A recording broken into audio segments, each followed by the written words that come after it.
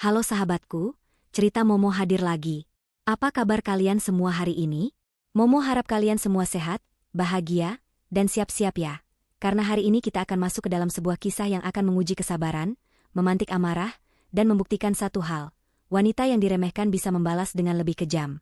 Kali ini, kita akan mengikuti perjalanan Riana, yang harus menerima talak dari suaminya, Bram. Ia pikir ini adalah akhir dari segalanya. Tapi, Lia, sang gundik, justru datang dengan sombong, menghina Riana di depan mertuanya, Bu Lastri, yang ikut mendukung penghinaan itu. Mereka pikir mereka sudah menang, tapi mereka tidak tahu siapa sebenarnya Riana. Dari wanita yang dianggap sampah, Riana bangkit. Ia akan menggunakan semua yang ia miliki, kekayaan, kecerdasan, dan Pak Yuda sang pengacara, untuk memastikan Lia dan Bram membayar mahal dan malu 7 turunan. Penasaran bagaimana Riana membuat gundik itu memohon ampun? Sebelum kita mulai, jangan lupa ya, tekan tombol like untuk mendukung Momo. Pencet tombol subscribe dan nyalakan lonceng notifikasi agar tidak ketinggalan setiap bab baru. Komen di bawah dengan format, nama, asal kota, hadir. Siap untuk menyaksikan pembalasan paling epik? Kita mulai, check this out. Keheningan yang mencekik menggantung di ruang tamu mewah bergaya minimalis modern itu. Udara dingin dari AC sentral tidak mampu mendinginkan suasana hati Riana yang seolah membeku. Di hadapannya, duduk Bram, suaminya, atau lebih tepatnya, sebentar lagi menjadi mantan suaminya, dengan wajah datar, bahkan cenderung angkuh. Di sofa tunggal, Bu Lastri, ibu mertuanya, duduk tegak dengan senyum tipis yang syarat kemenangan, seolah menikmati setiap detik drama yang melibatkan kehancuran hati Riana. Riana memandang amplop putih berlogo kantor pengacara terkenal yang tergeletak di meja marmer di antara mereka. Amplop itu berisi surat talak yang baru saja ia terima. Kata-kata dari pengacara Bram beberapa jam yang lalu masih berdengung di telinganya. Keputusan Bapak Bram sudah final, Bu Riana. Beliau ingin segera mengakhiri pernikahan ini. Mendengar kata-kata itu, hati Riana memang terasa sakit, tetapi anehnya, ada rasa lega yang jauh lebih besar. Selama 5 tahun pernikahan mereka, ia sudah terlalu sering memanggul beban sandiwara. Sandiwara menjadi istri yang sempurna. Sandiwara menjadi menantu penurut, dan sandiwara percaya bahwa rumah tangga mereka masih bisa diselamatkan. Sandiwara itu kini tamat, dan Riana akhirnya bisa menurunkan topengnya. Sebenarnya, Riana sudah mengetahui perselingkuhan Bram dengan Lia, seorang wanita muda yang dikenalnya di salah satu klub golf. Riana mengetahuinya bukan dari tangisan atau pengakuan Bram, melainkan dari penyelidikan diam-diam yang ia lakukan. Sebagai seorang profesional yang bergerak di bidang investasi properti, kecermatan dan kehati-hatian adalah nalurinya. Ia tidak hanya mengumpulkan bukti perselingkuhan, tetapi ia juga telah mempersiapkan langkah-langkah hukum dan finansial yang jauh lebih jauh. Bram mencondongkan tubuh ke depan, merusak keheningan. Kau sudah dengar, Riana? Semuanya sudah selesai. Aku ingin mengakhiri ini secepatnya. Tidak ada gunanya kita pura-pura lagi. Riana tidak bereaksi. Ia hanya menyesap teh hijau yang sudah dingin di cangkir porselennya. Ekspresi tenangnya itu justru membuat Bu Lastri dan Bram merasa terprovokasi. Mereka mengharapkan tangisan, ratapan, atau setidaknya perlawanan. Ketenangan Riana justru mengganggu skenario kemenangan mereka. Kau dengar tidak, nak? Suara Bu Lastri menusuk, menggunakan intonasi yang biasanya ia gunakan untuk menegur pembantu. Jangan membuat ini lebih sulit. Terima saja. Tidak ada gunanya kau bertahan. Bram tidak mencintaimu lagi. Aku mendengarnya dengan sangat jelas. Bu, jawab Riana, suaranya pelan namun tegas. Dan aku tidak berniat membuat ini sulit. Sejak awal, yang membuat ini sulit adalah sandiwara yang kita mainkan selama ini, bukan keputusanku untuk menerima kenyataan. Wajah Bram menegang. Ia tidak menyangka Riana akan begitu tenang. Bram selalu menganggap Riana sebagai wanita rumahan yang bergantung padanya, yang akan menjadi lemah tanpa status istri direktur. Asumsi ini adalah kesalahan fatal Bram, sebuah kesalahan yang akan ia sesali seumur hidup. Bagus kalau kau mengerti, sambung Bu Lastri, berusaha menutupi kekesalannya. Kau harus tahu diri, nak, posisi Bram sekarang sangat penting di perusahaan. Dia membutuhkan pasangan yang bisa menunjang image-nya. Dan jujur saja, kau tidak lagi cocok. Riana hanya tersenyum tipis. Ia tahu betul, perusahaan yang dibanggakan Bram itu didirikan dengan sebagian besar modal awal yang berasal dari investasi rahasia Riana, melalui berbagai holding company yang namanya tidak pernah diketahui Bram. Riana adalah investor ulung yang bergerak di balik layar, mengendalikan aset triliunan tanpa harus muncul di depan publik. Sebuah rahasia yang ia simpan rapat-rapat, bahkan dari Bram. Tentu, Bu, posisi Bram memang penting, balas Riana.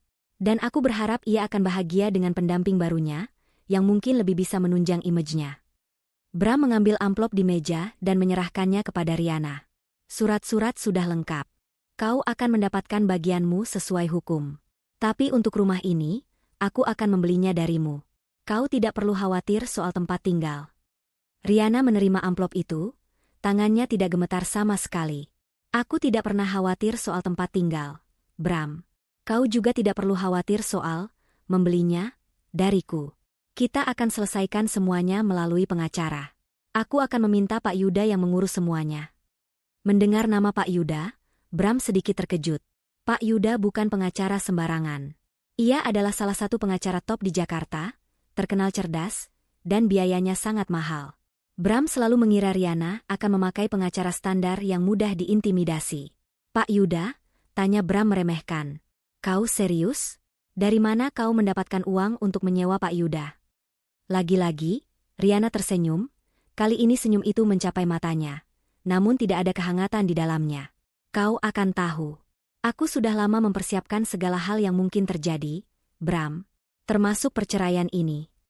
Bu Lastri, yang sejak tadi hanya menjadi penonton, tidak tahan lagi. Sudahlah, nak, berhenti berlagak. Kau tidak perlu bersikap seolah kau adalah pebisnis ulung. Kau hanya istriku yang mengurus rumah dan menghabiskan uang Bram. Jangan buat masalah. Kami ingin proses ini cepat dan damai. Cepat tinggalkan rumah ini malam ini juga. Barang-barangmu bisa diurus besok. Kalimat, cepat tinggalkan rumah ini malam ini juga, itu menorehkan luka yang sesungguhnya.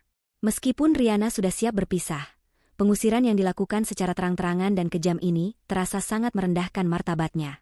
Ia menatap Bu Lastri dan Bram bergantian. Baiklah, kata Riana, bangkit berdiri. Ia sama sekali tidak menunjukkan tanda-tanda akan menangis atau memohon. Aku akan pergi malam ini juga. Aku tidak akan pernah menginjakan kaki di rumah ini lagi. Tapi ingat, Bu Lastri, Bram, penyesalan itu datangnya selalu belakangan. Dan percayalah, kalian berdua akan menyesali ucapan dan tindakan kalian hari ini. Riana berjalan menuju kamar utama mereka, mengabaikan tatapan puas Bu Lastri dan tatapan bingung dari Bram. Di dalam kamar, ia hanya mengambil sebuah koper kecil dan memasukkan beberapa dokumen penting serta pakaian seadanya. Ia tidak membawa perhiasan, tas-tas bermerek, atau barang mewah lainnya yang selama ini ia beli sendiri. Ia tahu betul bahwa harta yang sesungguhnya bukan benda-benda fisik ini, melainkan dokumen-dokumen investasi properti yang ia simpan dengan rapi. Sebelum meninggalkan kamar, Riana melihat foto pernikahan mereka yang terpajang di nakas. Ia mengambilnya, menatap wajahnya yang tersenyum palsu di samping Bram yang tampak bahagia, lalu ia meletakkan foto itu kembali ke tempatnya. Ia tidak lagi merasakan apa-apa. Kebahagiaan mereka memang hanya sebuah ilusi.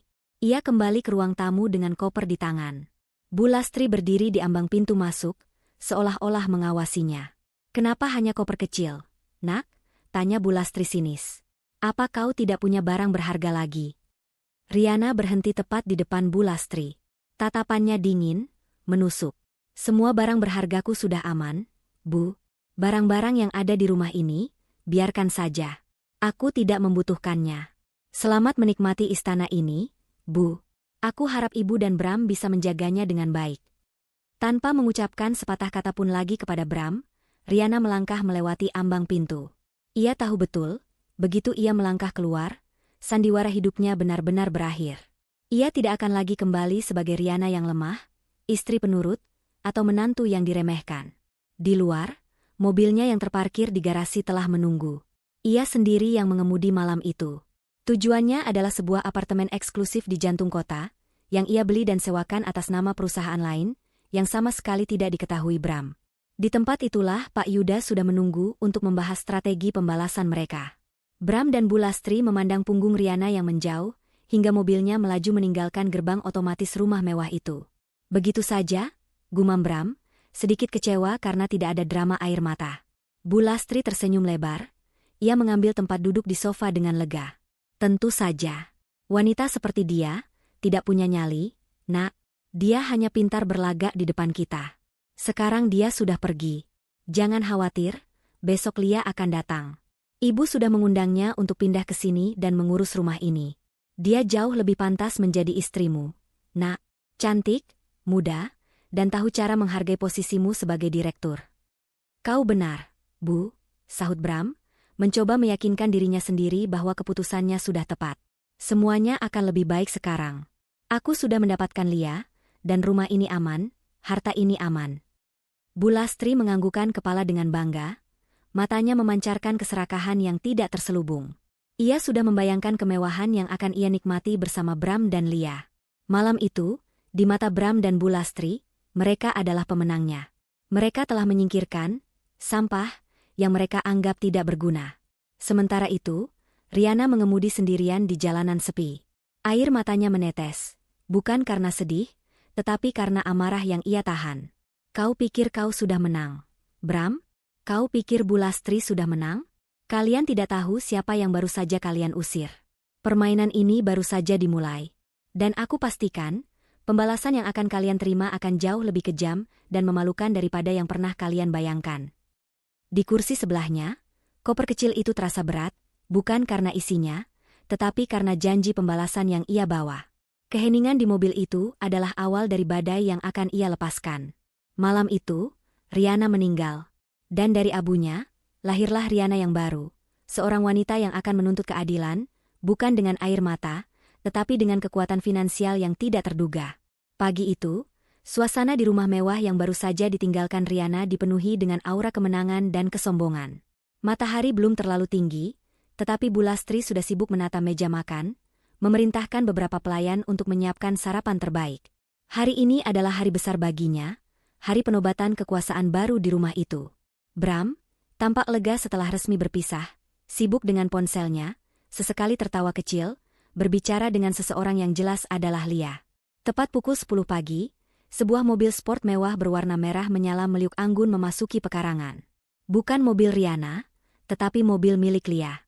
Lia keluar dari mobilnya dengan sikap yang terlalu percaya diri, mengenakan pakaian desainer terbaru, dan tas tangan yang harganya setara dengan gaji tahunan sebagian orang. Di matanya, ia tidak hanya datang sebagai tamu, melainkan sebagai pemilik baru, ratu yang dinanti-nantikan. Bu Lastri menyambut Lia dengan pelukan hangat yang berlebihan. "Selamat datang, Nak. Selamat datang di rumahmu yang baru," bisiknya penuh kasih sayang, kontras dengan sikap dingin dan merendahkan yang selalu ia tunjukkan kepada Riana. "Terima kasih, Bu," jawab Lia, suaranya melengking. Ia melirik sekeliling ruang tamu yang luas dengan tatapan menilai, seolah-olah sedang memeriksa barang dagangan. Lumayanlah. Meskipun interiornya masih terasa old school dan boring, khas selera wanita rumahan. Tapi tenang saja, setelah aku pindah, aku akan mengubah semuanya. Aku akan membuat tempat ini benar-benar sesuai dengan status Bram. Bram tertawa puas mendengar ucapan Lia. "Sudah ibu dengar, Bu? Lia yang akan membuat rumah ini bersemangat lagi." Riana selalu saja kaku dan dingin, tidak tahu cara menikmati kemewahan. "Ibu setuju, Nak," kata Bu Lastri, menatap Lia penuh kekaguman. "Kau jauh lebih cocok mendampingi Bram. Sekarang, wanita itu sudah pergi. Kita tidak perlu lagi melihat wajahnya yang menyebalkan itu di sini." Lia mengedarkan pandangannya ke sudut-sudut ruangan, kemudian tatapannya jatuh pada sebuah bingkai foto keluarga di meja sisi ruangan. Foto pernikahan Bram dan Riana. Dengan gerakan cepat dan penuh penghinaan, Lia mengambil bingkai itu, melihatnya sekilas dengan jijik, lalu melemparkannya ke lantai. Kaca bingkai itu pecah berkeping-keping, menciptakan suara yang memecah keheningan. "Sampah," desis Lia. "Aku tidak mau ada sisa-sisa wanita itu di sini. Bahkan fotonya pun menjijikan. Aku sudah muak membayangkan dia pernah tinggal di sini. Mulai sekarang, rumah ini hanya milik kita, Bram. Hanya milikku." Bu Lastri dan Bram hanya tersenyum, menganggap tindakan Lia sebagai bentuk ekspresi cinta dan dominasi yang wajar. Mereka sama sekali tidak menyadari bahwa di balik tindakan kecil yang penuh kesombongan itu, mereka sedang menggali lubang kehancuran mereka sendiri. Tepat saat Lia sedang asyik berkeliling dan memberikan perintah kepada para pelayan untuk memindahkan barang-barang dari mobilnya, pintu gerbang utama terbuka. Seorang kurir logistik masuk membawa kotak paket besar yang ditujukan kepada Riana. Bu Lastri menerima paket itu dengan dahi berkerut. "Kenapa masih ada kiriman untuk wanita itu di sini?" gerutu Bu Lastri. Tinggal di apartemen kumuh saja dia masih sibuk belanja barang-barang yang tidak penting. Buka saja, Bu, kata Lia, penuh rasa ingin tahu. Mungkin itu barang yang dia pesan sebelum dicerai. Kita lihat saja isinya. Paling-paling isinya pakaian murahan. Bu Lastri merobek bungkus paket itu dengan kasar. Di dalamnya, ada sebuah kotak beludru kecil. Ketika dibuka, isinya bukanlah pakaian murahan, melainkan sebuah flash disk emas yang sangat kecil, disertai sebuah kartu ucapan. Bu Lastri membaca kartu itu dengan mata menyipit. Itu tulisan tangan Riana. Isi kartu itu hanya satu kalimat pendek. Simpan ini baik-baik. Ini adalah kunci yang akan mengungkap kebenaran di balik semua aset yang kalian anggap milik kalian. Mereka bertiga saling pandang. Bram tertawa gugup. Apa-apaan ini? Dia mencoba mengancam kita? Memangnya dia punya aset apa? Paling-paling foto kita saat selingkuh. Jangan khawatir, kita punya pengacara. Lia merebut flash disk itu dari tangan Bu Lastri. Wanita itu memang gila. Sudahlah, buang saja ini. Aku tidak peduli dengan ancaman sampah seperti dia. Saat Lia hendak melempar flash disk itu ke tempat sampah, ia melihat sehelai surat kecil lain terselip di balik busa kotak beludru. Surat itu bertuliskan, kepada Bu Lastri dan Lia, Anda harus melihat video ini sebelum memutuskan untuk menempati rumah ini selamanya. Jangan katakan saya tidak memberitahu Anda. Rasa penasaran mengalahkan nalar. Lia bergegas menuju ruang kerja, diikuti Bram dan Bu Lastri. Lia mencolokkan flash disk emas itu ke laptop Bram. Yang muncul bukan video perselingkuhan, melainkan sebuah rekaman CCTV yang diambil di salah satu coffee shop mewah beberapa bulan yang lalu. Di dalam video itu, Riana terlihat sedang berbicara dengan Pak Yuda, pengacara terkenal itu. Bram dan Bu Lastri bisa mendengar setiap kata yang mereka ucapkan dengan jelas. Semua aset properti dan dana investasi di atas nama PT Surya Semesta sudah diamankan di bawah kendali penuh Anda, Bu Riana. Bram dan ibunya tidak akan bisa menyentuh sepeser pun. Termasuk rumah yang mereka tempati, itu adalah properti Anda. Saya sudah menyiapkan semua dokumen otentik kepemilikan. Anda bebas bertindak kapanpun, kata Pak Yuda dalam rekaman. Wajah Bram langsung pucat. Bu Lastri gemetar. PT Surya Semesta adalah perusahaan investasi properti yang sangat besar yang mereka kenal. Mereka selalu mengira itu adalah milik keluarga konglomerat di luar negeri. Tidak pernah terpikir oleh mereka bahwa nama Riana terkait dengan perusahaan raksasa itu. Namun, sebelum mereka sempat bereaksi sepenuhnya terhadap video itu, pintu utama terbuka dengan suara menggelegak. Lia, yang sudah sangat kesal karena flash disk Riana mengganggu sesi check-in mewahnya, berbalik. Di ambang pintu, Riana berdiri. Riana tidak datang sendirian. Ia datang dengan didampingi Putri, sahabatnya, dan seorang pria berpakaian formal yang ternyata adalah kepala keamanan dari perusahaan yang mengelola kompleks perumahan itu. Lia terkejut, namun segera menguasai diri. Ia maju selangkah, menatap Riana dari ujung kepala hingga ujung kaki dengan tatapan penuh penghinaan yang jauh lebih dalam dari sebelumnya. Emosinya yang meledak-ledak karena rekaman tadi justru menjadi pemicu untuk melontarkan semua kata-kata kejam yang sudah ia persiapkan. Oh, lihat siapa ini? Wanita yang baru saja dicampakkan datang lagi? Kenapa kau kembali? Hah? Kau mencari sisa-sisa harta yang Bram berikan? Kau tidak tahu malu. Kami sudah muak melihat wajahmu di sini. Sembur Lia, dengan suara keras dan melengking, sengaja agar didengar oleh kepala keamanan yang berdiri di belakang Riana. Riana hanya berdiri tegak, membiarkan setiap kata-kata kotor itu menghantamnya, seolah-olah itu hanyalah bisikan angin. Dengar, perempuan sampah. Lia melangkah semakin dekat, hampir menempelkan wajahnya ke wajah Riana. Hei kau perempuan sampah, cepat pergi, aku sudah muak melihat wajahmu di sini. Kau pikir kau siapa? Kau sudah ditalak. Kau tidak lagi punya hak apa-apa di rumah ini. Aku sekarang yang akan menjadi nyonya rumah ini. Kau hanya masa lalu yang menjijikan. Bu Lastri maju mendekat, tangannya mendorong bahu Riana. Pergi, nak. Jangan membuat keributan di rumah kami. Sudah kubilang, kau tidak pantas berada di sini. Kau hanya wanita miskin yang dulunya beruntung mendapatkan anakku. Sekarang nasibmu sudah kembali ke asalnya. Cepat tinggalkan rumah ini, atau aku akan memanggil polisi. Bram, meskipun masih dihantui oleh rekaman video tadi, memilih untuk mendukung Lia dan ibunya. Ia mendekati Riana, menatapnya dengan pandangan jijik. Jangan membuat keributan, Riana. Pergi sekarang juga. Kau membuat malu aku di depan calon istriku dan ibu. Jangan tunjukkan wajah kasihanmu di sini. Penghinaan itu, yang dilontarkan oleh 3 orang yang pernah menjadi keluarganya, justru menjadi pemantik terakhir bagi Riana. Air matanya tidak menetes, tetapi matanya berkilat tajam. Ia menoleh ke arah kepala keamanan. "Anda sudah dengar, Pak?" tanya Riana dengan suara tenang namun penuh wibawa. "Mereka mengusir saya dari rumah saya sendiri. Mereka menyebut saya perempuan sampah dan mengancam saya." Lia, Bulastri, dan Bram saling pandang, bingung dengan reaksi Riana. Lia tertawa terbahak-bahak. "Rumahmu? Kau sedang berhalusinasi, perempuan. Kau pikir dia akan percaya omong kosongmu?" Riana tidak menjawab Lia. Ia menatap lurus ke arah Bulastri dan Bram, wajahnya kini benar-benar tanpa ekspresi, seolah sedang menatap 2 orang asing yang menjengkelkan. "Saya datang ke sini bukan untuk memohon, Bram, Lia, Bulastri," kata Riana, suaranya kini terdengar sangat dingin, seolah dipenuhi oleh janji pembalasan yang mengerikan. "Saya datang ke sini untuk memastikan kalian tahu. Kalian mengusir saya, menalak saya, dan menghina saya di rumah yang seolah-olah milik kalian. Rumah ini, aset yang kalian banggakan ini, hanya dipinjamkan kepada kalian." Lia hanya menyeringai. "Omong kosong macam apa lagi ini? Dasar wanita gila." "Gila?" Riana mengulangi kata itu perlahan. "Kalianlah yang akan menjadi gila, Lia. Karena kalian telah menghinaku, aku akan membalas dengan lebih kejam. Aku pastikan kau, Lia, akan malu dan minta ampun padaku di depan banyak orang. Dan kau, Bram, kau akan menyesal telah mencampakkan wanita yang diam-diam menguasai seluruh aset yang kau injak ini."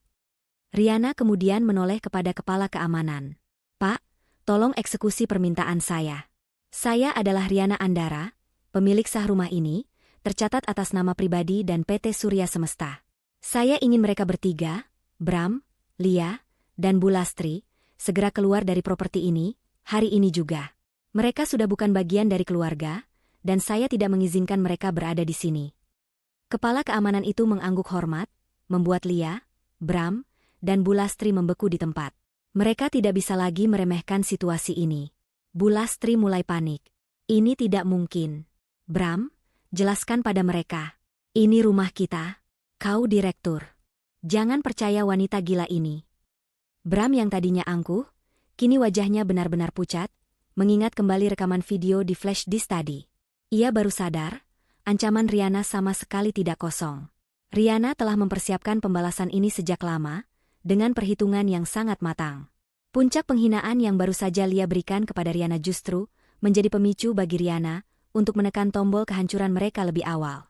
"Ayo kita lihat siapa yang akan minta ampun, Lia," bisik Riana, sebelum membalikkan badannya dan melangkah keluar, meninggalkan kekacauan yang baru saja ia ciptakan.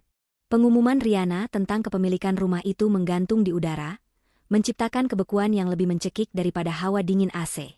Bram, Lia, dan Bulastri berdiri terpaku.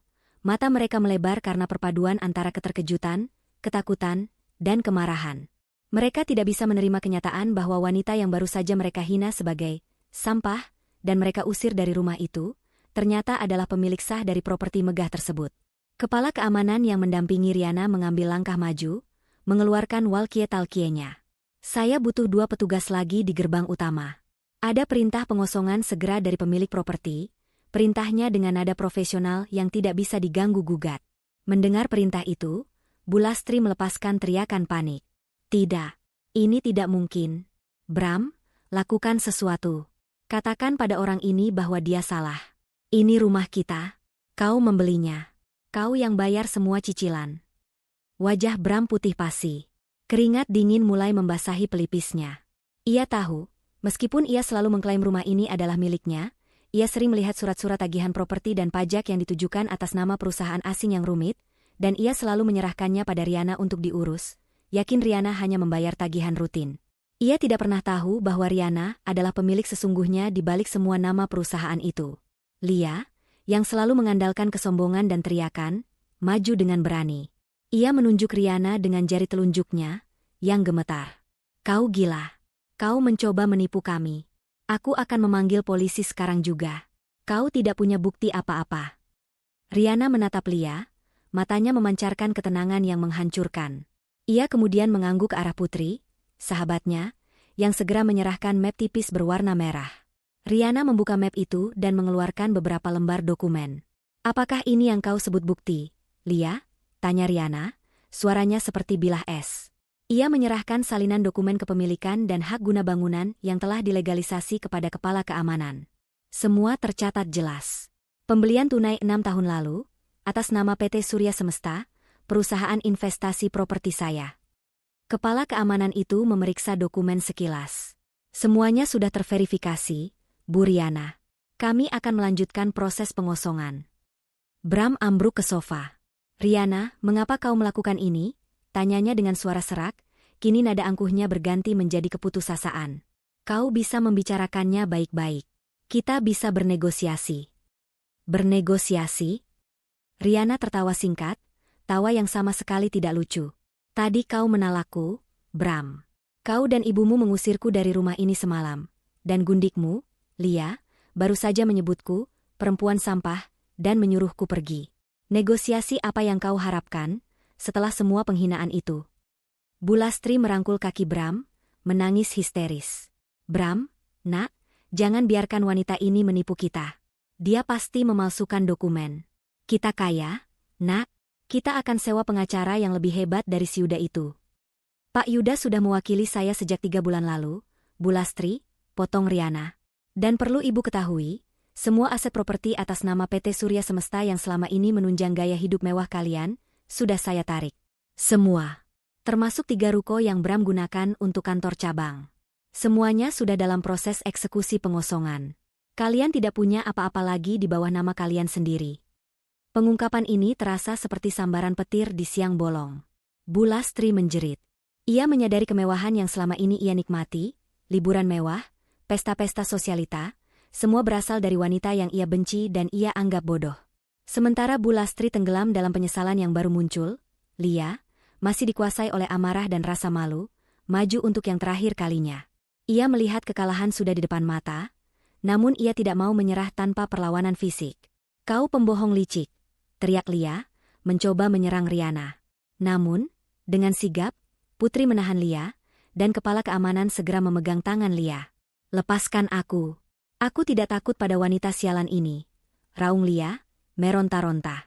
Riana memberi isyarat kepada petugas keamanan untuk mengabaikan keributan itu dan segera melanjutkan pengosongan.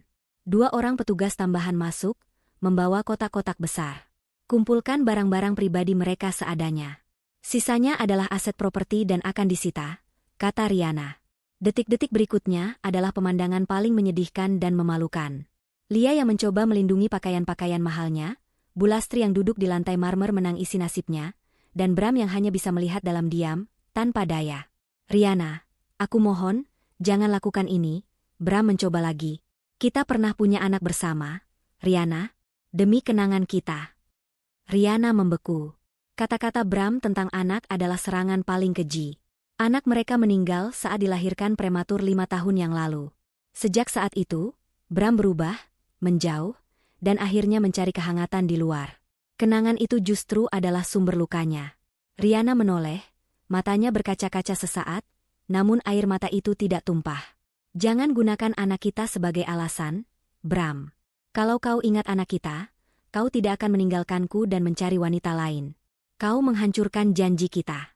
Sekarang, aku hanya memberikan konsekuensi atas keputusanmu. Proses pengosongan berlangsung cepat. Barang-barang Lia, termasuk tas-tas dan sepatu yang baru ia pamerkan, dimasukkan ke dalam kotak seadanya.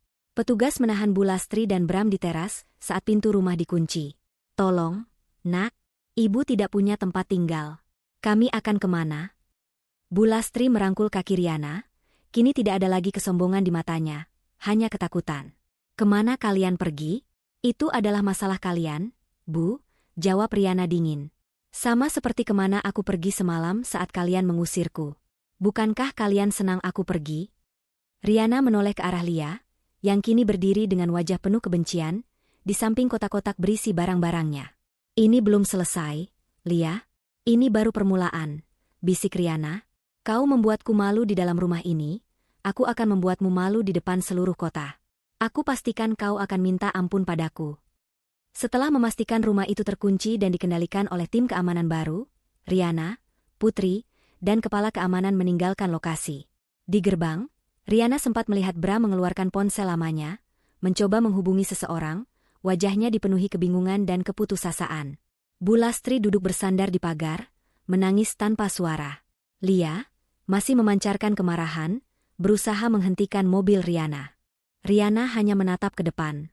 Putri, pastikan mobil kita tidak berhenti. Biarkan mereka menyaksikan kehancuran mereka. Riana meninggalkan mereka di depan rumah yang kini sudah menjadi istana yang terkunci bagi mereka. Rasa sakit karena dikhianati dan dihina mulai terbayar oleh kelegaan melihat hukuman setimpal yang mereka terima. Namun, ia tahu, pembalasan yang sebenarnya haruslah jauh lebih memalukan dan mengena. Penghinaan itu harus dibayar lunas dengan aib di depan publik. Di perjalanan menuju kantor Pak Yuda, Riana menyusun rencana selanjutnya. Ia sudah menghancurkan aset finansial mereka. Kini ia harus menghancurkan harga diri dan reputasi mereka. Riana tahu, bagi orang sombong seperti Lia dan Bu Lastri, kehilangan muka di depan umum jauh lebih menyakitkan daripada kehilangan uang.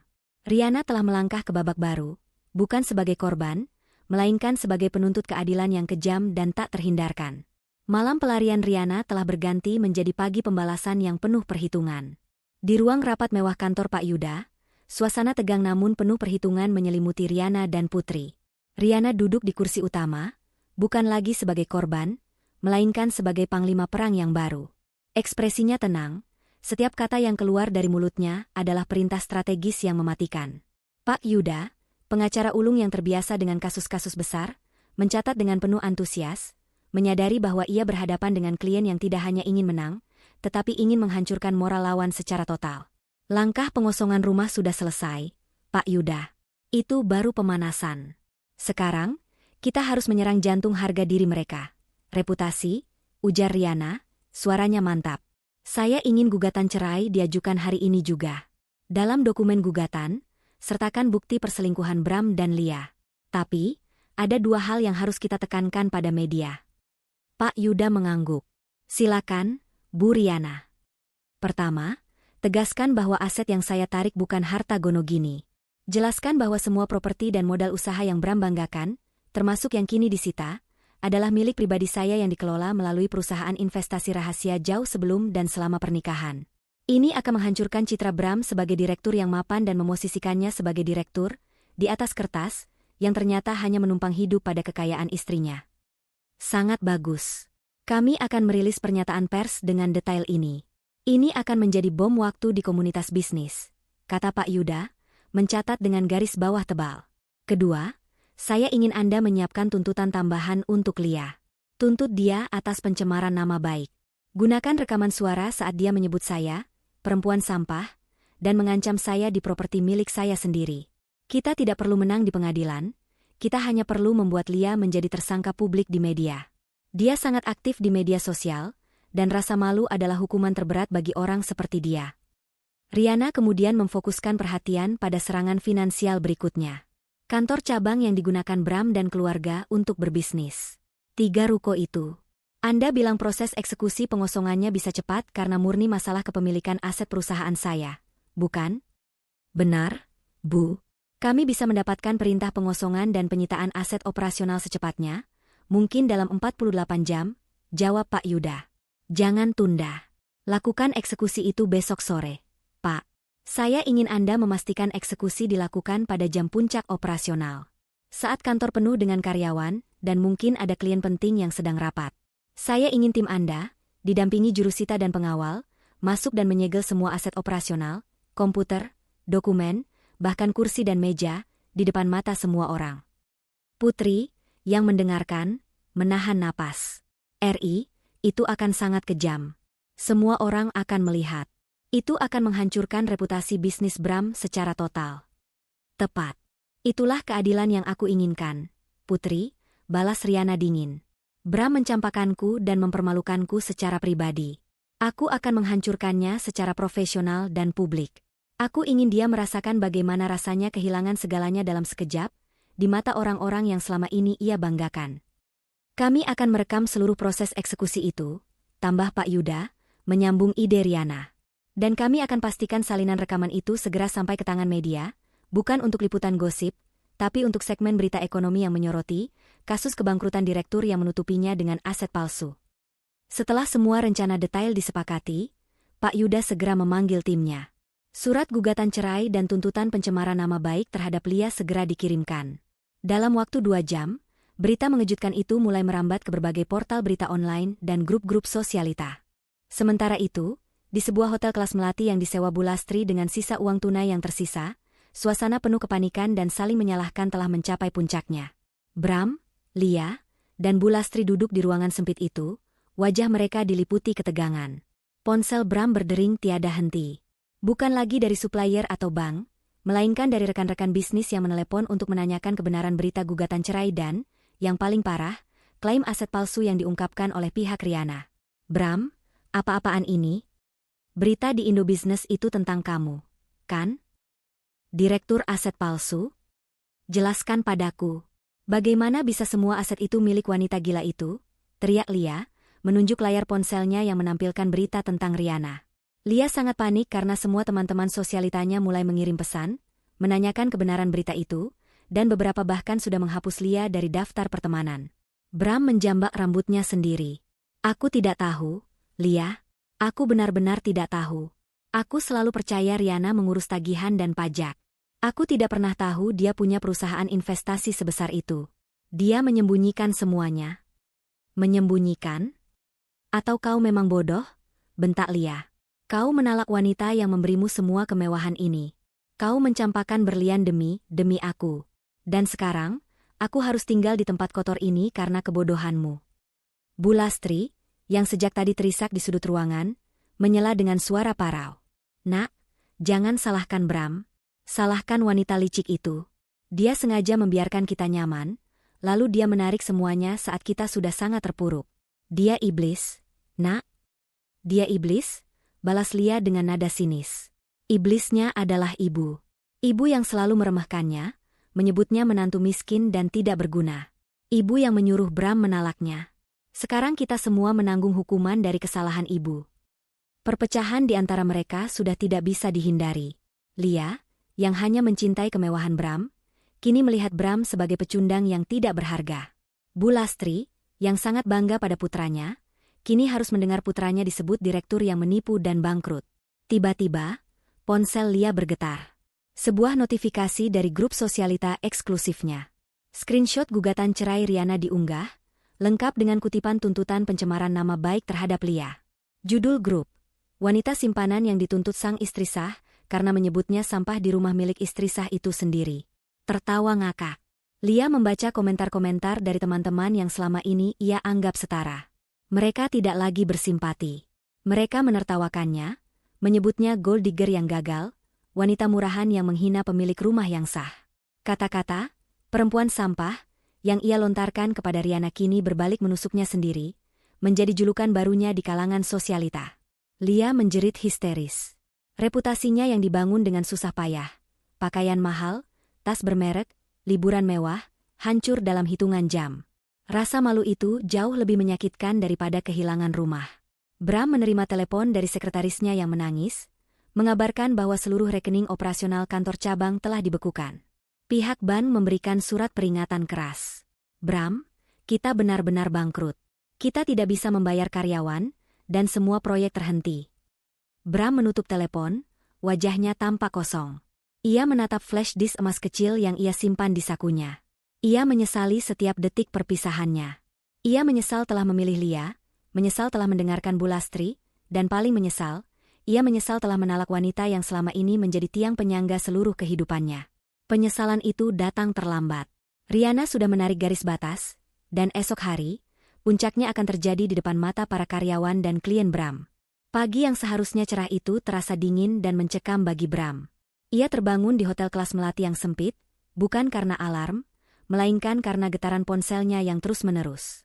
Panggilan itu berasal dari karyawan kantornya, yang panik melaporkan bahwa berita gugatan cerai dan klaim, aset palsu, Bram telah menyebar cepat. Para klien mulai membatalkan kontrak, dan beberapa supplier bahkan datang langsung ke kantor cabang menuntut pembayaran tunai. Di ruangan yang sama, Lia dan Bu Lastri juga tampak seperti dihantam badai. Lia sibuk membalas pesan-pesan dari grup sosialita yang isinya kini dipenuhi ejekan dan penghinaan. Bu Lastri hanya duduk di tepi ranjang, meremas-remas tangan, wajahnya yang keriput dipenuhi kekhawatiran. Bram, kau harus segera ke kantor.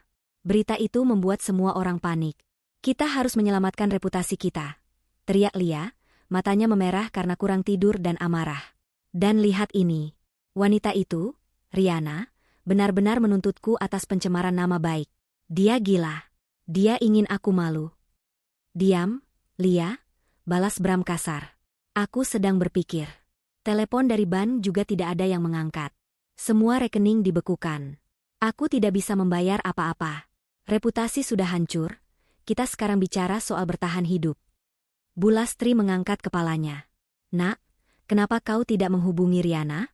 Bicaralah baik-baik dengannya. Dia mungkin masih punya hati nurani. Bukankah dia pernah mencintaimu? Bram tertawa sinis, tawa yang menyedihkan. Cinta? Setelah apa yang kita lakukan? Dia mengirim Pak Yuda untuk menghancurkanku, Bu. Wanita itu sudah berubah menjadi iblis berdarah dingin. Dia tidak akan mau berbicara denganku. Dia hanya ingin melihat kita menderita. Pukul 14, Bram memberanikan diri pergi ke kantor cabang utama, di salah satu ruko yang paling ramai. Ia harus mencoba menenangkan karyawan dan meyakinkan klien bahwa situasi finansialnya masih bisa dikendalikan. Ia berjalan masuk ke kantornya yang ramai, mencoba memasang wajah percaya diri seorang direktur, padahal di dalam hatinya ia adalah seorang pecundang yang bangkrut. Tepat pukul 15, saat Bram sedang sibuk berdebat sengit dengan seorang klien penting yang menuntut pengembalian dana, pintu kaca kantornya terbuka lebar dengan suara keras. Masuklah Pak Yuda dengan setelan jas mahal, didampingi 2 orang jurusita resmi dari pengadilan, dan 4 petugas keamanan berbadan besar. Mereka membawa dokumen pengosongan dan penyitaan yang ditandatangani oleh hakim. Suasana di kantor yang tadinya bising oleh ketegangan, kini menjadi sunyi senyap. Semua mata, dari karyawan, klien, hingga petugas cleaning service, tertuju pada rombongan Pak Yuda. Bram membeku di tempat, mengenali wajah Pak Yuda. Ia tahu, momen penghancuran yang paling memalukan telah tiba.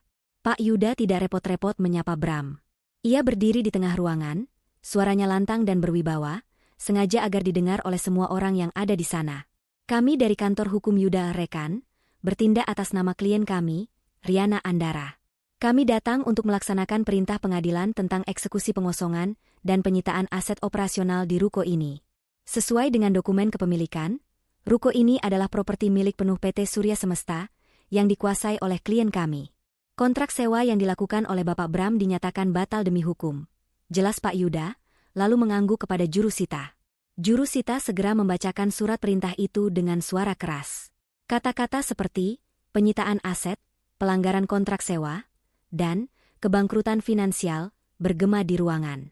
Karyawan mulai berbisik-bisik, wajah mereka dipenuhi kekhawatiran tentang pekerjaan mereka. Klien yang tadinya berdebat dengan Bram, kini menatap Bram dengan pandangan jijik dan kasihan. Bram mencoba memprotes, suaranya gemetar. Pak Yuda, apa-apaan ini? Ini kantor saya. Anda tidak bisa melakukan ini. Pak Yuda akhirnya menoleh ke Bram, tatapannya dingin. Ini bukan kantor Anda, Tuan Bram. Ini adalah properti milik Bu Riana yang Anda gunakan. Dan setelah menalak dan menghina pemiliknya, wajar jika beliau menarik kembali semua yang beliau pinjamkan. Dalam hitungan menit, petugas keamanan mulai memasang pita penyitaan di komputer-komputer, meja-meja, dan lemari arsip. Karyawan disuruh segera mengosongkan meja mereka dan meninggalkan gedung. Di tengah kekacauan itu, salah satu klien penting yang melihat semua itu, menggelengkan kepala. Tuan Bram, saya tidak menyangka Anda berbohong tentang status finansial Anda, kata klien itu sinis. Kami membatalkan semua kerjasama. Kami tidak bisa bekerja dengan direktur yang bahkan tidak memiliki kantor sendiri. Klien itu berbalik dan segera meninggalkan ruko, diikuti oleh beberapa klien lainnya. Reputasi Bram hancur total dalam waktu 30 menit. Di depan semua karyawan dan rekan bisnisnya, Bram dipermalukan sebagai penipu finansial dan direktur boneka yang hanya berpura-pura kaya. Sementara Bram tenggelam dalam aibnya, Lia menghadapi badai yang lebih pribadi. Tuntutan pencemaran nama baik dari Riana sudah resmi diterima di pengadilan, dan berita itu langsung menjadi trending topik di kalangan sosialita. Lia, yang selalu ingin menjadi pusat perhatian, kini menjadi pusat ejekan. Grup-grup media sosial yang tadinya memuja gaya hidupnya, kini berubah menjadi ruang penghakiman massal. Komentar di grup sosialita, High Heels Club. Wanita itu benar-benar gila. Dia berani-beraninya menghina Riana di rumah Riana sendiri? Dia pikir dia nyonya? Ternyata cuma simpanan yang numpang tidur. Aku selalu curiga. Dari mana Lia dapat tas mahal kalau suaminya, Bram, direktur boneka? Oh, ternyata dia ditipu juga. Karma datang cepat. Aku dengar Riana itu adalah pemilik saham mayoritas di PT Surya Semesta. Dia adalah bos besarnya Bram. Lia disebut perempuan sampah di depan bos besarnya. Aib banget. Lia mencoba membela diri. Ia memposting status panjang lebar, menyerang Riana, menyebut Riana psikopat, dan mengatakan Riana sengaja menjebaknya. Namun, pembelaannya tidak mempan. Setiap katanya hanya menambah bahan bakar bagi para haters dan mantan temannya. Mereka menuntut Lia meminta maaf di depan umum kepada Riana. Bu Lastri, yang berada di hotel, menyaksikan kehancuran Lia dari ponselnya. Ia akhirnya menyadari bahwa Lia bukanlah penyelamat yang ia bayangkan. Lia hanyalah seorang wanita sombong yang akan meninggalkan Bram begitu ia tahu Bram tidak punya apa-apa. Keputusasaan Bu Lastri memuncak. Ia mengambil keputusan nekat. Ia harus menemui Riana.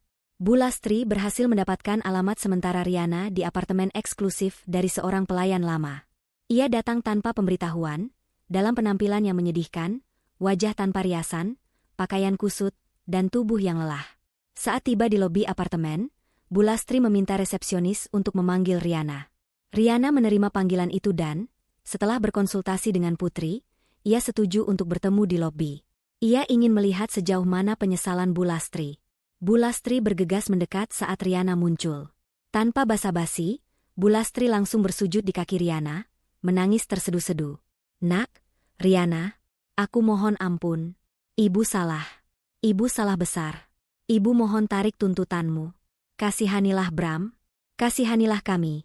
Tangis Bu Lastri, tangannya berusaha meraih kaki Riana. Riana tidak mundur.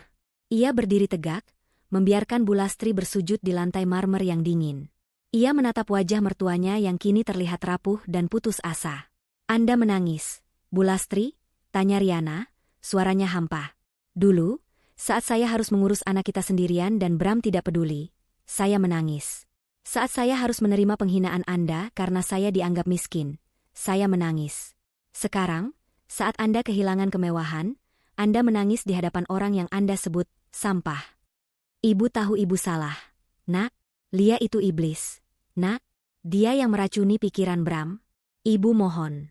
Bram kehilangan kantornya. Dia kehilangan segalanya. Beri kami kesempatan, Nak. Kesempatan? Riana tersenyum pahit. Kalian tidak pernah memberi saya kesempatan, Bu. Kalian memberi saya talak, pengusiran, dan penghinaan. Saya sudah memberi kalian kesempatan untuk berhati nurani, tetapi kalian membuangnya. Sekarang, hadapi konsekuensinya. Riana kemudian memanggil petugas keamanan. Tolong antar ibu ini keluar. Saya tidak mau ada keributan di sini. Bu Lastri meratap, tetapi tidak berdaya. Ia diseret keluar dari lobi apartemen Riana. Penyesalan yang ia rasakan bukanlah penyesalan tulus atas perbuatan jahatnya, melainkan penyesalan egois karena telah kehilangan kenyamanan dan kemewahan yang dulu ia miliki. Dan itulah hukuman yang paling pantas ia terima. Riana kembali ke atas, hatinya terasa dingin namun puas. Ia telah melunasi sebagian besar hutang penghinaan itu. Kini, tinggal satu lagi yang harus ia pastikan. Lia harus memohon ampun padanya di depan umum. Setelah pertemuan singkat yang menghancurkan dengan Bu Lastri di lobi apartemen, Riana kembali ke unit mewahnya, ditemani Putri. Riana tidak menunjukkan emosi apapun. Bahkan setelah melihat air mata penyesalan, yang ia yakini palsu, dari mantan ibu mertuanya. Riana tahu, penyesalan sejati tidak akan datang dari Bu Lastri, hanya rasa takut akan kemiskinan. Kau melihatnya, Putri? Wajah Bu Lastri. Dia benar-benar panik, ujar Riana, menuangkan air putih untuk dirinya. Putri menghela napas. Sangat menyedihkan, Ri. Tapi dia pantas mendapatkannya. Mereka mengira kau akan menangis di sudut ruangan, tapi justru kau yang mengusir mereka. Bram sudah hancur finansial, dan Bu Lastri kehilangan kemewahannya. Bram dan Bu Lastri sudah mendapat hukuman yang setimpal dari sisi finansial. Tapi sekarang fokus kita adalah Lia, kata Riana, matanya menyala dengan tekad baru. Dia yang paling lantang menghinaku. Dia yang menyebutku, perempuan sampah, di rumahku sendiri. Aku sudah menuntutnya secara hukum, tapi aku ingin dia menerima hukuman di depan publik, di tempat yang sangat ia banggakan. Riana kemudian menghubungi Pak Yuda, pengacaranya.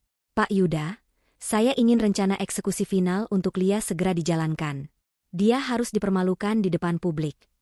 Kami sudah siap, Bu Riana, jawab Pak Yuda di ujung telepon.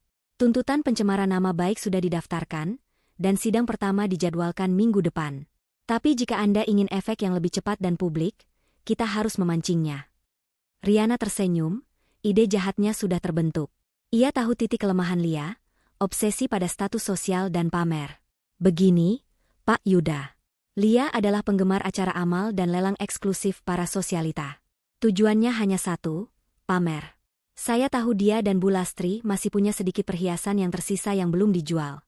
Saya ingin Anda bekerja sama dengan panitia lelang amal yang paling bergengsi, yang akan diadakan akhir pekan ini. Apa rencana Anda? Tanya Pak Yuda, terdengar tertarik. Saya ingin PT Surya Semesta menjadi sponsor utama dan donatur terbesar acara itu. Gunakan nama Riana Andara, pemilik PT Surya Semesta, secara eksplisit dan besar-besaran. Ini akan menjadi comeback saya ke dunia sosialita sebagai wanita karir yang sukses, bukan mantan istri yang dicampakan. Ini akan membuat Lia cemburu dan marah, kata Putri, mulai mengerti rencana Riana. Lebih dari itu, sambung Riana, saya ingin Anda memberitahu panitia secara rahasia untuk mengundang Lia dan Bu Lastri secara resmi. Kirim undangan itu ke alamat hotel mereka. Mereka diundang bukan sebagai sosialita, melainkan sebagai objek pengamatan. Tentu saja, mereka tidak akan tahu. Pak Yuda tertawa kecil. Anda memancing mereka. Lia pasti akan datang. Dia tidak mungkin menolak undangan ke acara yang dipenuhi orang kaya.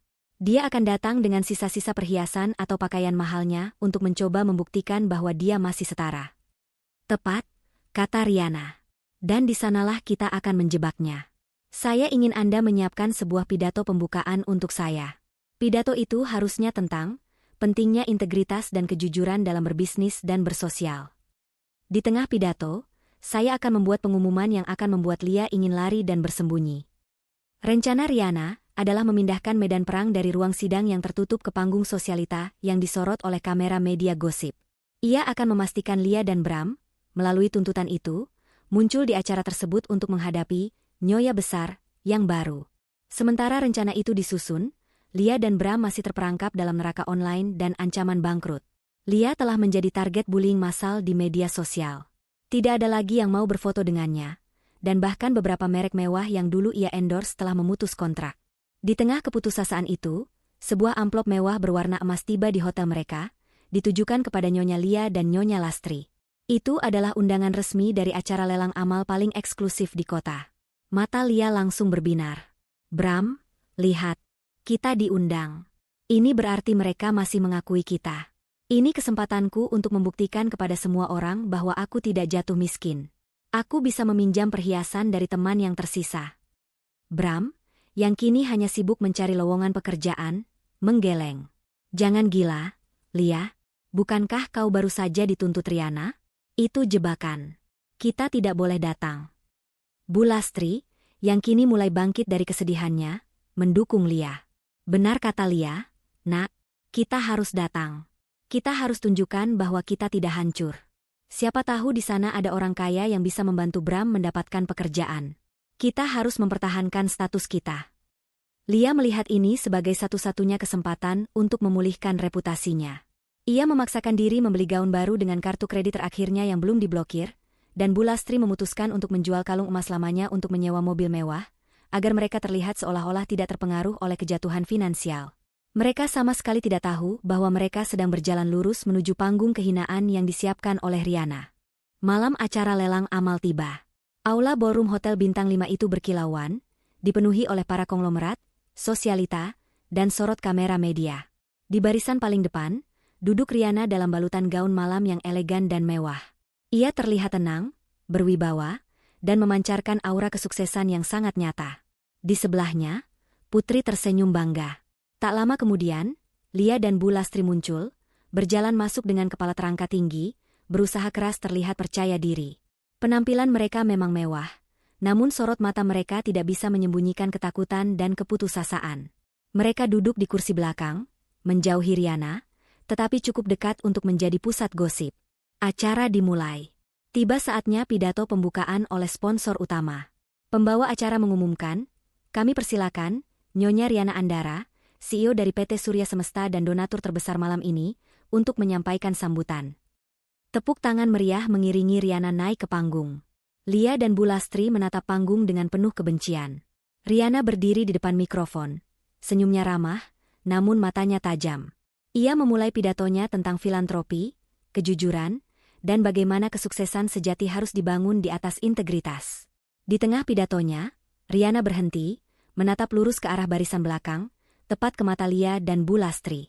Saya ingin berbagi sedikit kisah pribadi, ujar Riana. Beberapa waktu lalu, saya harus melewati masa yang sulit, di mana saya dikhianati dan dihina. Saya diusir dari rumah saya sendiri. Saya disebut dengan kata-kata yang menyakitkan, bahkan disebut perempuan sampah, oleh orang-orang yang saya pinjamkan rumah dan fasilitas. Suara Riana yang tenang namun tegas menarik perhatian semua orang. Lia dan Bu Lastri mulai gelisah, merasa bahwa Riana sedang berbicara tentang mereka.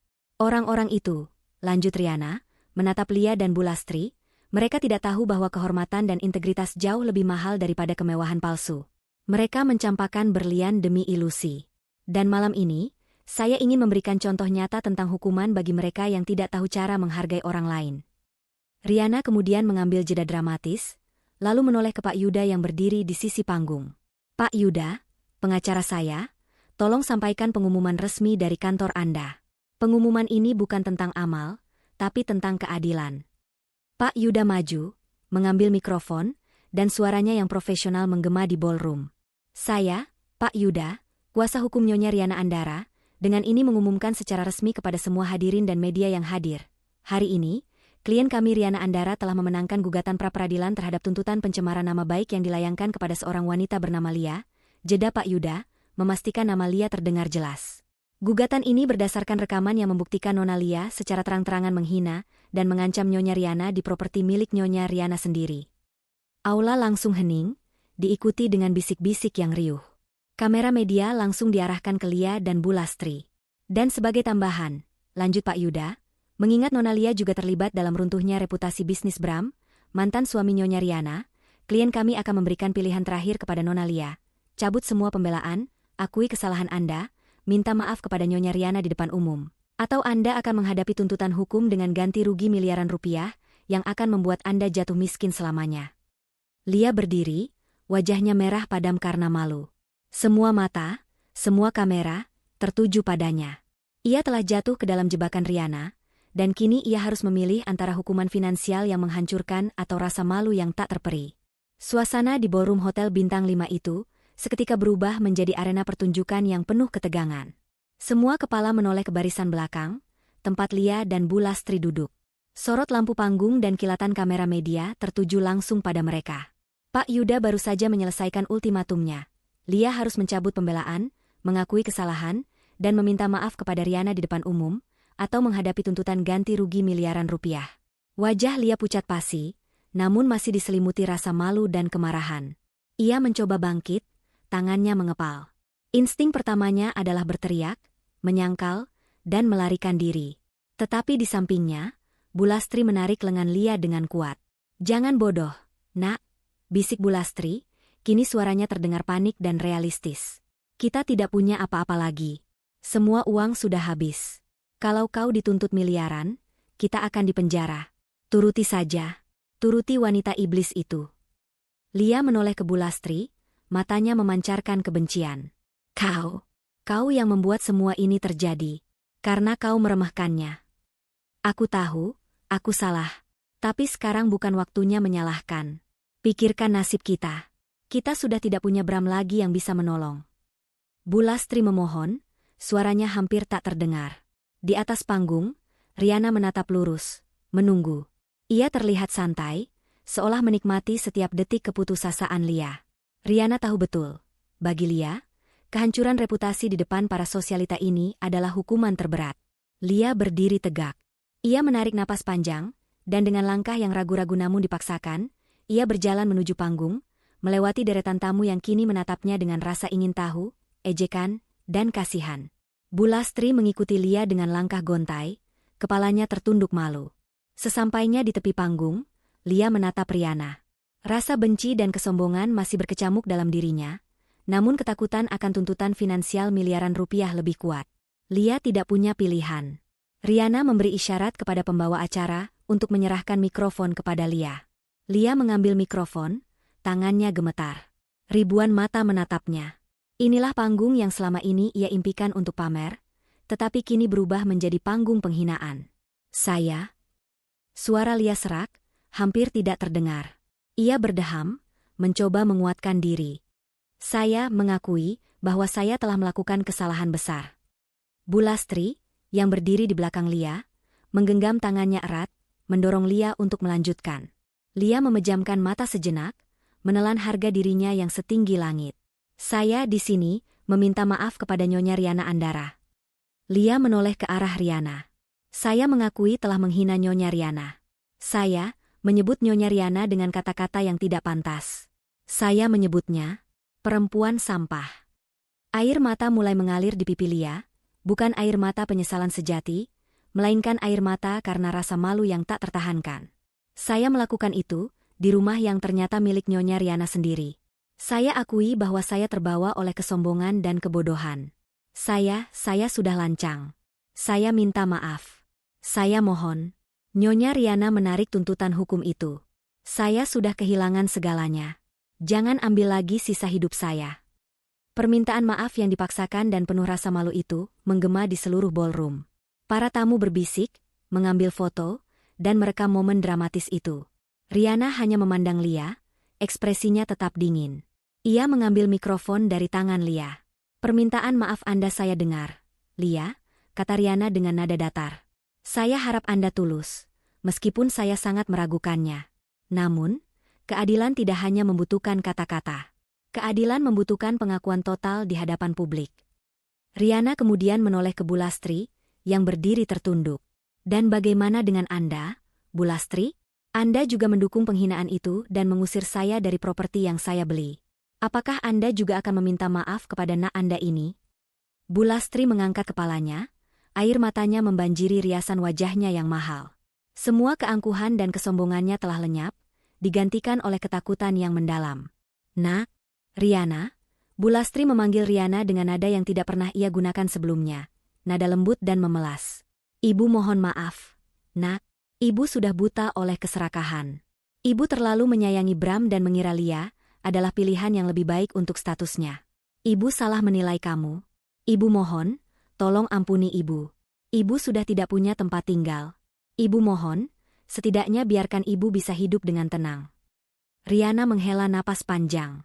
Ia menatap Bu Lastri dan Lia, lalu ke mikrofon. Saya menerima permintaan maaf ini, bukan karena saya lemah, tapi karena saya ingin menunjukkan bahwa perbedaan antara saya dan kalian adalah, saya masih punya hati nurani, sementara kalian tidak. Permintaan maaf ini akan saya gunakan sebagai pertimbangan untuk mencabut tuntutan perdata yang besar. Tapi perlu kalian ingat, konsekuensi finansial dari perbuatan kalian sudah terjadi. Riana memberi isyarat kepada Pak Yuda. Pak Yuda, silakan cabut tuntutan perdata atas Lia. Biarkan rasa malu ini menjadi hukuman terberatnya. Pak Yuda mengangguk. Riana kemudian memandang Lia dan Bu Lastri untuk terakhir kalinya. Sekarang, pergilah. Nikmati sisa malam kalian di sini. Kalian telah mendapatkan perhatian yang kalian inginkan. Tapi ingat, mulai sekarang, kalian tidak lagi punya tempat di dunia saya. Jauhi saya. Lia dan Bu Lastri, dengan wajah merah karena malu, segera bergegas turun dari panggung dan keluar dari ballroom secepat mungkin, tanpa menoleh ke belakang, meninggalkan bisik-bisik dan ejekan di belakang mereka. Momen permintaan maaf yang memalukan itu langsung direkam oleh media, dan menjadi headline berita gosip malam itu juga. Riana menoleh ke hadirin, wajahnya kembali tenang dan berwibawa. Terima kasih atas perhatiannya. Mari kita kembali ke acara amal, dan mari kita tunjukkan bahwa kekayaan yang kita miliki digunakan untuk hal-hal yang benar-benar bermartabat. Riana telah mendapatkan pembalasan yang ia inginkan. Lia dan Bu Lastri telah bersujud dan meminta maaf di depan umum, di panggung yang menjadi simbol ambisi mereka. Reputasi mereka hancur, dan mereka kini harus menghadapi kenyataan pahit tanpa aset, tanpa kemewahan, dan tanpa harga diri. Sementara Riana, berdiri tegak di panggung, kembali diakui sebagai wanita sukses yang bermartabat. Setelah malam klimaks di acara lelang amal, berita tentang kehinaan Lia dan Bu Lastri menyebar seperti api, bahkan jauh lebih cepat daripada pengungkapan status finansial Riana. Nama Lia menjadi sinonim dengan social climber yang gagal dan penghina yang mendapat balasan mematikan. Bu Lastri juga harus menanggung rasa malu yang tak terkira. Sementara Lia dan Bu Lastri tenggelam dalam aib publik mereka, Bram menghadapi kehancuran yang lebih sunyi namun tak kalah mematikan. Ia telah kehilangan rumah, kantor, dan yang terpenting, ia kehilangan kepercayaan dari komunitas bisnis. Tidak ada satupun rekan kerja atau klien lama yang mau mengangkat teleponnya. Bram kembali ke hotel kelas melati, tempat Bu Lastri dan Lia masih tinggal. Ia mendapati ruangan itu kosong. Bu Lastri sudah pergi, meninggalkan surat singkat yang menyedihkan. Ibu lelah, nak. Ibu kembali ke kampung. Ibu tidak sanggup lagi menanggung malu. Maafkan ibumu ini, nak. Lia juga sudah berkemas. Ia berdiri di ambang pintu dengan 2 koper besar. Ketika Bram masuk, Lia menatapnya dengan pandangan dingin dan penuh kebencian. Kau mau kemana, Lia? Tanya Bram, suaranya putus asa. Aku pergi. Tentu saja aku pergi, jawab Lia, sinis. Kau pikir aku mau tinggal di tempat menjijikan ini denganmu? Kau sudah tidak punya apa-apa, Bram. Kau tidak punya rumah, kau tidak punya uang, dan sekarang kau punya julukan, Direktur Aset Palsu, di seluruh berita. Aku tidak bisa terus bersamamu. Kau adalah racun bagi reputasiku. Tapi, kita saling mencintai. Lia, Bram mencoba memohon, merangkai ilusi yang sudah lama hancur. Lia tertawa keras, tawa yang penuh ejekan. Cinta? Aku mencintai uang dan status yang kau janjikan. Bram, kau tidak punya itu lagi. Sekarang pergilah cari pekerjaan, dan jangan pernah menghubungiku lagi. Lia menarik kopernya dan meninggalkan Bram di ruangan sempit itu sendirian. Kepergian Lia dan Bu Lastri secara bersamaan menghantam Bram dengan kenyataan pahit. Ia kini benar-benar sebatang kara, kehilangan semua orang yang pernah ia cintai dan andalkan, semua karena keserakahan dan pengkhianatannya. Bram tahu, hanya ada satu orang yang bisa mengakhiri penderitaannya, Riana. Ia harus menghadapi Riana untuk yang terakhir kalinya, bukan untuk memohon kembali, tetapi untuk meminta penyelesaian. Bram mencari kontak Pak Yuda dan berhasil mengatur pertemuan di kantor pengacara tersebut. Ia datang ke pertemuan itu dengan penampilan yang berantakan, jauh dari citra direktur yang dulu angkuh. Di ruang rapat, Riana sudah menunggu. Ia duduk di seberang meja, ditemani Pak Yuda. Wajah Riana tampak profesional dan tanpa emosi, seperti sedang rapat bisnis. Terima kasih sudah mau menemuiku, Riana, kata Bram, suaranya serak. Waktu saya mahal, Bram, potong Riana datar. Sampaikan saja apa tujuanmu. Aku datang bukan untuk memohon kembali atau meminta aset. Aku sudah tahu betapa bodohnya aku. Aku datang untuk menyelesaikan proses perceraian ini secepatnya. Dan untuk meminta maaf, kata Bram, menundukkan kepalanya. Aku minta maaf karena menalakmu, karena mengkhianatimu, dan karena membiarkan ibu dan Lia menghinamu. Aku menyadari, kaulah satu-satunya orang yang benar-benar peduli padaku. Dan kau tidak pernah pantas menerima perlakuan itu. Riana mendengarkan tanpa ekspresi. Permintaan maaf Bram terdengar lebih tulus daripada tangisan Bu Lastri, tetapi hal itu tidak lagi memengaruhi perasaannya. Permintaan maafmu saya dengar, Bram, kata Riana. Tapi itu tidak mengubah fakta. Pengkhianatanmu menghancurkan hidupku. Sekarang, kau harus menghadapi konsekuensinya. Kita akan menyelesaikan perceraian ini minggu depan. Saya sudah mencabut gugatan ganti rugi perdata yang besar. Saya hanya menuntut hak saya sebagai pemilik semua aset yang kamu gunakan, dan itu sudah saya dapatkan kembali. Lalu bagaimana denganku? Tanya Bram, mengangkat wajahnya yang penuh keputusasaan. Aku tidak punya apa-apa, Riana. Tidak ada uang, tidak ada pekerjaan, tidak ada rumah. Lia sudah meninggalkanku, ibu sudah kembali ke kampung. Itu adalah pilihanmu, Bram, jawab Riana, tatapannya dingin. Ketika kamu menalakku, kamu memilih hidup ini. Kamu memilih kemewahan palsu dan kehancuran reputasi. Bukan saya yang melakukannya. Saya hanya menarik kembali apa yang menjadi milik saya. Riana kemudian mengambil sebuah map kecil. Namun, saya bukan monster. Saya tahu sulit bagimu untuk memulai lagi dari nol. Di dalam map ini ada dokumen yang harus kamu tanda tangani. Ini adalah perjanjian di mana kamu menyerahkan hakmu sepenuhnya atas semua aset yang selama ini kamu klaim. Sebagai imbalannya, saya akan memberimu sejumlah uang tunai yang cukup untuk menyewa apartemen kecil selama 6 bulan, dan biaya hidup yang cukup untuk mencari pekerjaan baru. Bram terkejut. Kau memberiku uang? Saya tidak memberimu uang, Bram. Saya memberi Anda kesempatan. Bukan karena kasihan, tetapi karena saya ingin hidup saya benar-benar bebas dari bayangan Anda dan keluarga Anda.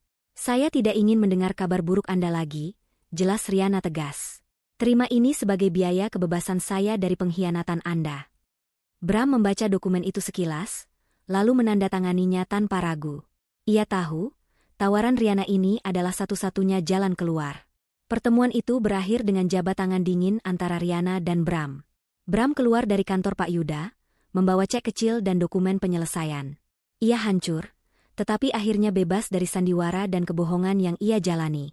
Ia menyesali perbuatannya, dan penyesalan itu adalah hukuman terberat baginya. Riana menatap punggung Bram yang menghilang. Penutup babak pengkhianatan, bisiknya pada dirinya sendiri. Ia telah menutup babak paling menyakitkan dalam hidupnya. Ia menang, bukan dengan membuat orang lain dipenjara, tetapi dengan membuat mereka kehilangan apa yang paling mereka hargai, status dan kemewahan, dan menghadapi kenyataan pahit mereka sendiri. Setelah palu hakim resmi memutus perceraiannya, Riana akhirnya merasakan kebebasan sejati. Meja kerjanya di kantor PT Surya Semesta, yang kini secara terbuka ia pimpin, bersih dari drama masa lalu. Rumah mewah yang dulu menjadi panggung sandiwara, kini sudah ia jual dan dananya disumbangkan penuh ke yayasan amal milik perusahaannya. Ia tidak ingin lagi ada kenangan tersisa yang menghubungkannya dengan Bram, Lia, atau Bu Lastri. Fokus Riana kini sepenuhnya beralih pada bisnis dan dirinya sendiri. Kisah Riana, sang wanita yang dicampakkan namun ternyata adalah CEO dan pemilik aset yang sebenarnya, telah menjadi inspirasi di seluruh media sosial dan komunitas bisnis. Ia tidak lagi dikenal sebagai mantan istri Bram, melainkan sebagai Riana Andara, sang ratu properti yang tidak terduga. Riana dan Putri, sahabat setianya, merayakan awal baru ini dengan merancang ulang kantor pusat mereka. Riana tidak hanya sukses secara finansial, ia tumbuh menjadi sosok yang lebih bijaksana, hangat, dan jauh lebih bahagia. Kau terlihat sangat berbeda, Ri. Aura damai dan bahagia itu benar-benar terpancar. Puji Putri suatu sore, saat mereka sedang makan siang di kafe kantor. Riana tersenyum tulus. Karena aku tidak lagi hidup dalam kebohongan dan sandiwara, Putri. Kehilangan Bram membuatku menemukan diriku yang sebenarnya. Aku sadar, harga diriku jauh lebih berharga daripada status istri direktur palsu itu. Riana memutuskan untuk memperluas jangkauan amalnya. Ia mendirikan program mentoring bagi wanita yang sedang berjuang dalam perceraian atau yang merasa diremehkan oleh pasangan. Ia menggunakan kisahnya untuk menginspirasi wanita lain agar mandiri secara finansial dan tidak pernah takut untuk menuntut hak mereka. Sementara Riana menikmati puncak kesuksesan yang sesungguhnya, nasib mereka yang pernah menghinanya sangat kontras. Bram, setelah menerima uang, biaya kebebasan, dari Riana, sempat menyewa sebuah apartemen kecil. Namun, reputasinya yang hancur karena direktur aset palsu, membuatnya sulit mendapatkan pekerjaan setara. Ia akhirnya terpaksa mengambil pekerjaan sebagai agen properti level bawah. Ironisnya, ia menjual rumah-rumah yang jauh lebih kecil daripada yang pernah Riana miliki. Penyesalan menghantuinya setiap hari, terutama saat ia melihat berita-berita tentang kesuksesan Riana. Bu Lastri, yang kembali ke kampung halaman, hidup dalam kesederhanaan yang tidak pernah ia bayangkan. Tidak ada lagi pelayan, pesta, atau pujian. Ia harus bekerja keras untuk mencukupi kebutuhannya. Rasa malu dan penyesalan karena menyia-nyiakan Riana adalah teman setianya. Ia sesekali mencoba menghubungi Riana, tetapi Riana tidak pernah merespons, sepenuhnya memutus jalinan masa lalu yang toksik itu. Dan Lia? Setelah dipermalukan di depan publik, Lia menjadi paria di kalangan sosialita. Ia berusaha keras untuk memulai hidup baru, tetapi julukan, perempuan sampah, yang ia ciptakan sendiri terus melekat. Ia akhirnya bekerja di sebuah klub malam untuk memenuhi gaya hidupnya yang mahal. Ironisnya, kembali ke lingkungan tempat ia pertama kali bertemu Bram. Setiap kali Lia melihat majalah atau berita yang menampilkan Riana sebagai sosok wanita inspiratif dan sukses, rasa malu dan amarahnya semakin menjadi-jadi. Ia tahu, ia telah kehilangan segalanya karena kesombongannya yang tidak beralasan. Suatu hari, Riana menghadiri konferensi bisnis besar. Saat ia sedang berjalan di lobi ditemani Putri, Riana berpapasan dengan seorang wanita yang tampak familiar. Wanita itu mengenakan seragam pelayan, sedang membersihkan meja. Wanita itu adalah Lia. Lia mengenali Riana dan seketika wajahnya memerah, antara malu, kaget, dan benci. Lia mencoba bersembunyi di balik tiang, berharap Riana tidak melihatnya. Namun, Riana sudah melihatnya. Riana berhenti sejenak, menatap Lia tanpa ekspresi. Tidak ada kebencian, hanya rasa kasihan yang sangat tipis. "Mari kita lanjut, Putri," kata Riana, suaranya tenang. Riana berjalan melewatinya, tidak mengatakan apa-apa, tidak menghina, tidak menertawakan. Bagi Riana, hukuman Lia sudah final, tidak ada lagi yang perlu dikatakan. Perlakuan Riana yang dingin dan acuh tak acuh itu justru terasa jauh lebih menusuk bagi Lia daripada ribuan hinaan. Lia tahu, di mata Riana, ia sudah tidak berarti apa-apa. Riana telah mendapatkan kebebasannya, dan ia telah membalas semua penghinaan. Babak kehancuran mereka sudah berakhir. Riana kini menatap masa depan dengan penuh harapan dan kepercayaan diri, siap melangkah ke puncak yang lebih tinggi, meninggalkan semua debu masa lalunya. 2 tahun telah berlalu sejak Riana menutup babak perceraian dan pembalasan. Masa itu adalah periode penyembuhan sekaligus kebangkitan yang eksplosif. PT Surya Semesta kini dikenal luas sebagai perusahaan investasi properti yang dipimpin oleh seorang wanita tunggal yang visioner. Kisah Riana menjadi inspirasi, bahkan sebuah studi kasus di beberapa sekolah bisnis terkemuka. Ia telah mengubah noda hitam pengkhianatan menjadi mahkota kebanggaan. Ia bukan lagi mantan istri Bram, ia adalah magnate properti, Riana Andara. Ia telah berhasil menjual rumah mewah yang menjadi panggung penghinaan dan menggunakan dananya untuk mendirikan yayasan yang fokus membantu wanita. Riana tidak ingin ada sisa kenangan fisik yang menghubungkannya dengan kekejaman masa lalu. Kini, Riana berdiri di panggung megah sebuah hotel internasional. Ia menerima penghargaan bergengsi, Woman of the Year, di sektor bisnis dan filantropi. Cahaya lampu menyorotinya, membuatnya tampak berkilauan, namun aura paling terang yang terpancar darinya adalah ketenangan dan kebahagiaan yang sejati. Di barisan penonton, Putri tersenyum bangga, air matanya menetes bahagia melihat kesuksesan sahabatnya. Riana menyampaikan pidato penerimaan, suaranya dipenuhi kepercayaan diri. 2 tahun lalu, ujarnya pelan, menarik perhatian seluruh ruangan. "Saya belajar bahwa kehilangan bisa menjadi hadiah. Saya kehilangan pasangan, kehilangan rumah, dan kehilangan kepercayaan. Tetapi, dari kehilangan itu, saya menemukan diri saya yang sesungguhnya. Saya menyadari, nilai kita tidak ditentukan oleh cincin yang kita pakai, atau gelar yang kita sandang, melainkan oleh kekuatan hati dan integritas yang kita jaga." Riana tidak menyebut nama siapapun, tetapi semua orang tahu betul kisah pahit dan manis yang ia maksud. Pidato itu menjadi berita utama, bukan karena gosip, melainkan karena pesan inspiratifnya tentang kemandirian dan harga diri. Sementara Riana menikmati puncak kesuksesan yang otentik, nasib mereka yang pernah menghinanya telah mencapai titik nadir yang permanen. Lia, setelah dipermalukan di panggung amal dan kehilangan satu-satunya sumber daya, tidak pernah bisa memulihkan reputasinya. Ia akhirnya meninggalkan kota, terpaksa bekerja keras untuk mencukupi kebutuhan dasar, jauh dari kemewahan yang ia puja. Rasa malu yang ia timbulkan sendiri menjadi penjara terburuk baginya. Setiap ia melihat Riana di berita, rasa sesal dan marah menghantuinya, menyadari betapa bodohnya ia mencampakkan kehormatan demi ilusi. Bu Lastri, kembali ke kampung halamannya, kini harus hidup dalam kesederhanaan. Kesehatan fisiknya menurun seiring dengan tekanan mental dan rasa malu yang ia tanggung. Ia mencoba menghubungi Riana untuk yang terakhir kalinya, memohon pengampunan yang tulus. Riana tidak mengangkat telepon itu, tetapi ia tetap menunjukkan kebaikan hati. Melalui Pak Yuda, Riana mengirimkan bantuan dana kesehatan secara anonim, memastikan Bu Lastri mendapatkan perawatan yang layak. Ia tidak ingin melihat penderitaan, tetapi ia juga tidak akan kembali ke masa lalu. Bu Lastri akhirnya menyadari bahwa ia kehilangan segalanya karena keserakahan dan perlakuan buruknya kepada orang yang berhati baik. Bram menjalani kehidupan yang sunyi dan sederhana.